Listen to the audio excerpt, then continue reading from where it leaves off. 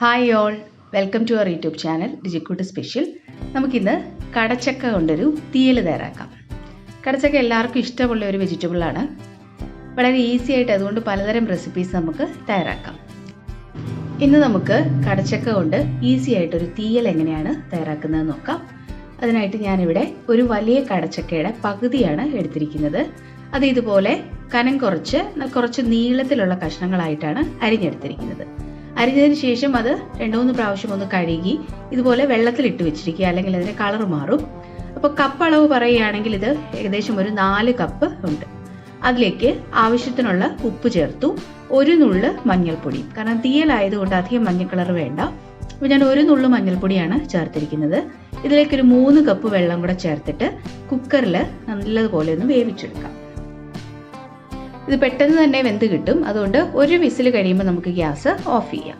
അപ്പോൾ അത് നന്നായിട്ടൊന്ന് ഇളക്കി, ഉപ്പ് മഞ്ഞൾപ്പൊടിയൊക്കെ ചേർത്ത് നല്ലപോലെ ഒന്ന് ഇളക്കി കുക്കർ അടച്ച് വെയിറ്റ് ഇട്ട് ഒരു വിസിൽ നമുക്ക് വേവിക്കാം. കടച്ചക്ക വേകുന്ന സമയത്ത് നമുക്ക് തേങ്ങ ഒന്ന് വറുത്തെടുക്കാം. ഞാനിവിടെ 1.5 കപ്പ് ചിരുകിയ തേങ്ങയാണ് എടുത്തിരിക്കുന്നത്. അത് തീരെ പൊടിയായിട്ടാണ് ചിരുകി എടുത്തിരിക്കുന്നത്. അങ്ങനെയാകുമ്പോൾ നമുക്ക് വറുത്തെടുക്കാൻ എളുപ്പമാണ്. അതിലേക്കൊരു 5 ചുവന്നുള്ളി കനം കുറച്ച് നീളത്തിൽ അരിഞ്ഞത് ചേർത്തിട്ടുണ്ട്. കുറച്ച് കറിവേപ്പിലയും, ഒരു തണ്ട് കറിവേപ്പിലയും കൂടെ ചേർക്കാം. ഇനി ഇത് നമുക്കൊരു മീഡിയം ഫ്ലെയിമിൽ വെച്ചൊന്ന് വറുത്തെടുക്കാം. കരിഞ്ഞു പോകരുത്. അപ്പോൾ തീ കുറച്ച് വെച്ചിട്ട് ഇടയ്ക്കിടയ്ക്ക് ഒന്ന് ഇളക്കി കൊടുത്താൽ മതി, കണ്ടിന്യൂസ് ഇളക്കണം എന്നില്ല.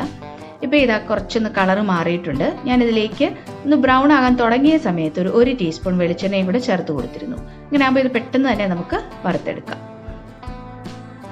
ഇപ്പോൾ ഇതാ തേങ്ങ മൂത്ത് നല്ല ബ്രൗൺ കളറായിട്ടുണ്ട്.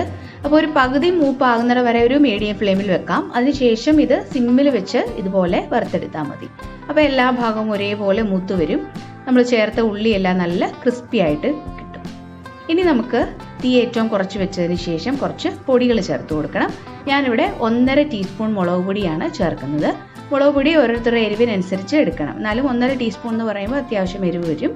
ഇനി ഇതിൻ്റെ കൂടെ കുറച്ച് മല്ലിപ്പൊടി, ഞാനിവിടെ 3 ടീസ്പൂൺ മല്ലിപ്പൊടിയാണ് ചേർക്കുന്നത്. ചെറിയ സ്പൂണാണ്, അതിന് 3 ടീസ്പൂൺ മല്ലിപ്പൊടി.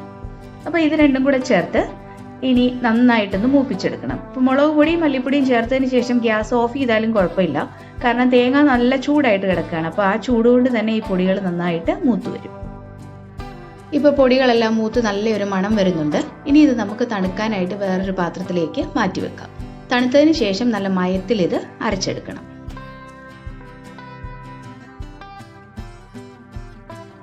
ഇനി നമുക്ക് ഒരു മൺചട്ടി ചൂടാക്കി അതിലേക്ക് കുറച്ച് വെളിച്ചെണ്ണ ഒഴിക്കാം. 1-2 ടേബിൾ സ്പൂൺ വെളിച്ചെണ്ണ ഒഴിക്കാം. അതിലേക്ക് കുറച്ച് കടുക് ചേർക്കുക. കടുക് നന്നായിട്ടൊന്ന് പൊട്ടി വരുമ്പോൾ ആവശ്യത്തിന് കറിവേപ്പില ചേർത്ത് കൊടുക്കാം. ഇനി ചേർക്കുന്നത് ചുവന്നുള്ളിയാണ്. ഞാനിവിടെ 1 കപ്പ് ചുവന്നുള്ളിയാണ് എടുത്തിരിക്കുന്നത്. പകരം സവോള ആയാലും മതി. അപ്പോൾ ഒരു സവോള, 1-2 സവോള കനം കുറച്ച് അരിഞ്ഞതിന് ശേഷം അത് ചേർത്ത് കൊടുക്കാം. പക്ഷെ ചുവന്നുള്ളി ആകുമ്പോൾ കുറച്ചുകൂടെ ടേസ്റ്റ് വരും. അപ്പോൾ 1 കപ്പ് ചുവന്നുള്ളി, കുറച്ച് ഉപ്പ്. നമ്മൾ കടച്ചക്ക ഉപ്പ് ചേർത്താണ് വേവിച്ചിരിക്കുന്നത്. ഇതിപ്പോൾ ഉള്ളി ഒന്ന് വാടി വരാൻ മാത്രം കുറച്ച് ഉപ്പാണ് ഈ ഒരു സ്റ്റേജിൽ ചേർക്കുന്നത്. അപ്പോൾ ഉപ്പ് ചേർത്ത് ഉള്ളി നന്നായിട്ടൊന്ന് വഴറ്റിയെടുക്കാം. ഇതിലേക്ക് ഞാനിപ്പോൾ വാളംപുളിയാണ് ചേർക്കുന്നത്. ഈ വാളംപുളിക്ക് പകരം തക്കാളി വേണമെങ്കിൽ നമുക്ക് ഉപയോഗിക്കാം. അപ്പോൾ തക്കാളിയാണ് ചേർക്കുന്നതെങ്കിൽ ഈ ഉള്ളി നന്നായിട്ടൊന്ന് വാടി വരുമ്പോൾ അതിലേക്കൊരു 2 തക്കാളി കനം കുറച്ച് അരിഞ്ഞത് ചേർത്ത് നന്നായിട്ടൊന്ന് വഴറ്റിയെടുക്കണം. അപ്പോൾ നമ്മൾ പുളി ചേർക്കുന്നത് കൊണ്ട് ഇതിലേക്ക് തക്കാളി എടുത്തിട്ടില്ല. ഇപ്പോൾ ഇതാ ഉള്ളി ആവശ്യത്തിന് വഴറ്റി എടുത്തിട്ടുണ്ട്. ചെറുതായിട്ടൊന്ന് കളർ മാറാൻ തുടങ്ങി. ഒരുപാട് ബ്രൗൺ കളറൊന്നും ആകണ്ട. ഇത് കളർ മാറി വരുന്ന സമയത്ത് നമുക്കിതിലേക്ക് വേവിച്ച് വെച്ചിരിക്കുന്ന കടച്ചക്ക ചേർത്ത് കൊടുക്കാം. ആ വേവിച്ച വെള്ളത്തോടു കൂടിയാണ് ചേർക്കുന്നത്. അത് ചേർത്ത് നല്ലതുപോലെ ഒന്ന് ഇളക്കി യോജിപ്പിച്ചെടുക്കാം. ഈ കടച്ചക്കയ്ക്ക് ചിലർക്ക് ശീമച്ചക്കയെന്നും പറയും. ഇതിപ്പോൾ ധാരാളം ലഭ്യമായ ഒരു സീസണാണ്. അപ്പോൾ ഈ ഒരു സമയത്ത് നമുക്കിത് ഉപയോഗിച്ച് പലതരം റെസിപ്പികൾ തയ്യാറാക്കാം. ഇത് വറുത്തരച്ച് ചിക്കൻ മസാലയൊക്കെ ചേർത്ത് നല്ല പിരളൻ പോലെ അല്ലെങ്കിൽ തോരൻ പോലെ തയ്യാറാക്കിയാൽ നല്ല ടേസ്റ്റാണ്. അതുപോലെ തേങ്ങാപ്പാൽ ചേർത്ത് സ്റ്റൂ തയ്യാറാക്കാം. അങ്ങനെ പലതരം റെസിപ്പികൾ നമുക്ക് ഈ ഒരു ശീമച്ചക്ക കൊണ്ട് ചെയ്തെടുക്കാം. ഇതിപ്പോൾ ഞാനിതിലേക്ക് പുളിവെള്ളം കൂടെ ചേർത്ത് കൊടുത്തു. ഒരു ചെറിയ നാരങ്ങ വലുപ്പത്തിലുള്ള പുളി ഒരു 1/2 കപ്പ് വെള്ളത്തിൽ കുതിർത്തെടുത്തതാണ്. പുളി ചേർത്ത് കഴിഞ്ഞാൽ പിന്നെ ഇനി കടച്ചക്ക അധികം വെന്ത് പോവില്ല. അപ്പോൾ പുളിയും കൂടെ ചേർത്ത് നടച്ചു വെച്ച് ഒന്ന് വേവിക്കാം. പുളി ആ ഉള്ളിയിലേക്കും ആ കടച്ചക്കയിലേക്കും നന്നായിട്ടൊന്ന് പിടിക്കാൻ വേണ്ടിയാണ്. ഇതിപ്പോൾ പുളി ചേർത്ത് നന്നായിട്ടൊന്ന് തിളച്ചു. പുളിയുടെ പച്ച ചുവയൊക്കെ ഒന്ന് മാറി. ഇനി ഒന്ന് ഇളക്കി യോജിപ്പിച്ചതിന് ശേഷം നമുക്കിതിലേക്ക് അരപ്പ് ചേർക്കാം. അപ്പോൾ നമ്മൾ തേങ്ങ വറുത്ത് വെച്ചിരുന്നത് നല്ല മയത്തിൽ അരച്ചെടുത്തു. അരപ്പ് ചേർത്ത് നന്നായിട്ടൊന്ന് ഇളക്കി യോജിപ്പിക്കാം. അപ്പോൾ അരപ്പിൻ്റെ കൂടെ കുറച്ച് വെള്ളം കൂടെ ചേർത്ത് കൊടുക്കാം. നമുക്ക് ആ കറിയുടെ പാകത്തിനനുസരിച്ച് എത്രമാത്രം വെള്ളം വേണോ അതിനനുസരിച്ച് ചേർത്ത് കൊടുക്കാം. അതിനുശേഷം നന്നായിട്ടൊന്ന് ഇളക്കി ഇനി ഒന്ന് തിളച്ച് വന്നാൽ മാത്രം മതി, നമ്മുടെ കറി തയ്യാറായി. നമ്മളിതിലേക്ക് ആദ്യം കടുക് വറുത്തതിന് ശേഷമാണ് ചുവന്നുള്ളിയൊക്കെ വഴറ്റിയെടുത്തത്. അതുകൊണ്ട് ഇനി കടുക് വറുക്കുന്നില്ല. ഇപ്പോൾ ചിലർക്ക് ലാസ്റ്റ് ഒന്ന് കടുക് വറുക്കുന്നതായിരിക്കും താല്പര്യം. അപ്പോൾ അങ്ങനെയാണെങ്കിൽ ഉള്ളി വഴറ്റുന്ന കൂടെ കടുക് ചേർക്കണ്ട. ലാസ്റ്റ് കുറച്ച് ചുവന്നുള്ളിയും കടുകും കറിവേപ്പില എല്ലാം കൂടെ ഒന്ന് മൂപ്പിച്ച് ചേർത്തെടുത്താലും മതി.